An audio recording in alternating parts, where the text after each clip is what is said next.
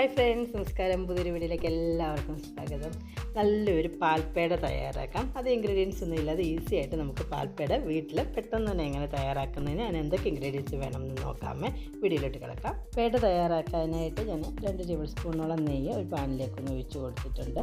ചെറു തീയിൽ വേണം, തീ ഒരു മീഡിയം ലോ ഫ്ലെയിമിൽ വെച്ചിരിക്കണം. ശേഷം ഇതിലേക്ക് 1 കപ്പ് പാലൂടെ ചേർത്ത് കൊടുക്കുക.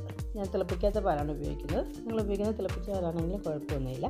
നല്ലതുപോലെ ഒന്ന് ഇളക്കി മിക്സ് ചെയ്തതിന് ശേഷം പിന്നെ ചേർത്ത് കൊടുക്കുന്ന പാൽപ്പൊടിയാണ്. ഒരു 1.25 കപ്പ് പാൽപ്പൊടി എടുത്തിട്ടുണ്ടായിരുന്നു.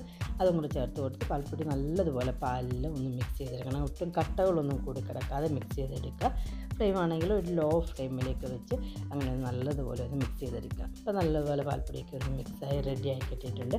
ചെറുതായിട്ടൊന്ന് കുറുകി ഒന്ന് ആ ഒരു നല്ല ചൂടൊക്കെ ആ മിക്സ് ഒന്ന് നല്ലപോലെ ചൂടായി കഴിയുമ്പോഴത്തേക്കും മധുരത്തിന് ആവശ്യമായിട്ട് പഞ്ചസാര ചേർത്ത് കൊടുക്കണം. ഒരു 3/4 കപ്പോളം പഞ്ചസാര ഞാൻ എടുത്തിട്ടുണ്ട്. നിങ്ങളുടെ മധുരം നിങ്ങൾക്ക് എത്ര വേണോ അതിനനുസരിച്ച് പഞ്ചസാരയുടെ അളവിൽ ക്രമീകരിക്കാം. ഇപ്പോൾ നമ്മുടെ പാൽപ്പൊടിയുടെ കളറൊക്കെ ഒന്ന് മാറി ലൈറ്റിഷ് യെല്ലോ കളറൊക്കെ ആയി വന്നിട്ടുണ്ട്. ചെറുതായിട്ടൊന്ന് തിക്കായി വരുന്നുണ്ട്. ആ ഒരു സമയമാകുമ്പോഴത്തേക്കും ഫ്ലേവറിനായിട്ട് ഏലക്ക പൊടിച്ചോ ചേർത്ത് കൊടുക്കുന്നുണ്ട്. 1/2 ടീസ്പൂൺ ഏലക്ക പൊടിച്ചോ ചേർത്ത് കൊടുക്കുക. ഏലക്കപ്പൊടിയാണ് ഞാൻ ഇപ്പോൾ 1/2 ടീസ്പൂൺ ചേർത്തത്. ഏലക്കയാണെന്നുണ്ടെങ്കിൽ ഒരു 3-4 ഏലക്കയൊന്ന് ചെറുതായിട്ടൊന്ന് പൊടിച്ച് ചേർത്ത് കൊടുക്കുക.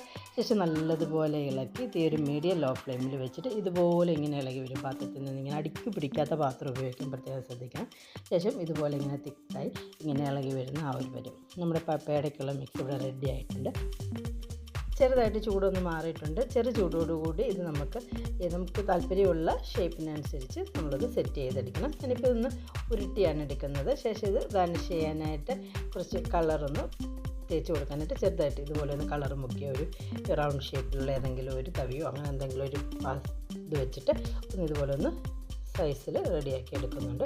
ഗാർണിഷ് ചെയ്യാനായിട്ട് ഒരു ബദാം കൂടെ വെച്ച് കൊടുക്കുന്നുണ്ട്. ഗാർണിഷ് ചെയ്യാനായിട്ട് നിങ്ങൾക്ക് ഇപ്പോൾ ഡ്രൈ ഫ്രൂട്ട്സ് ബദാമോ കാഷ്യൂനട്ടോ പിസ്തയോ അല്ലെങ്കിൽ കിസ്മിസോ ഒക്കെ ഉപയോഗിക്കാവുന്നതാണ്. നമ്മുടെ ഇഷ്ടത്തിനനുസരിച്ച് നമ്മൾ ഷേപ്പ് സൈസും റെഡിയാക്കി സെറ്റ് ചെയ്തെടുക്കുക. നല്ലൊരു സ്വീറ്റ്, നല്ല വായിലിട്ട് അലിഞ്ഞു പോകുന്ന നല്ല ടേസ്റ്റോട് കൂടിയ പെട്ടെന്ന് തന്നെ ഈസിയായിട്ട് തയ്യാറാക്കി എടുക്കാൻ പറ്റുന്ന നല്ലൊരു പാൽപ്പേട ഇവിടെ റെഡി ആയിട്ടുണ്ട്. എല്ലാവരും ഉണ്ടാക്കി നോക്കണം. എൻ്റെ വീഡിയോ കണ്ട് ഇഷ്ടപ്പെട്ടിട്ടുണ്ടെങ്കിൽ എൻ്റെ ചാനൽ സബ്സ്ക്രൈബ് ചെയ്തില്ലെങ്കിൽ എല്ലാവരും ഒന്ന് സബ്സ്ക്രൈബ് ചെയ്യുക. ലൈക്കും ഷെയറും കമൻറ്റും ചെയ്ത് സപ്പോർട്ട് ചെയ്യുക. പുതിയ നല്ല നല്ല വീഡിയോ ആയിട്ട് കാണുന്നതിന് വരെ bye guys. Thank you for watching my video.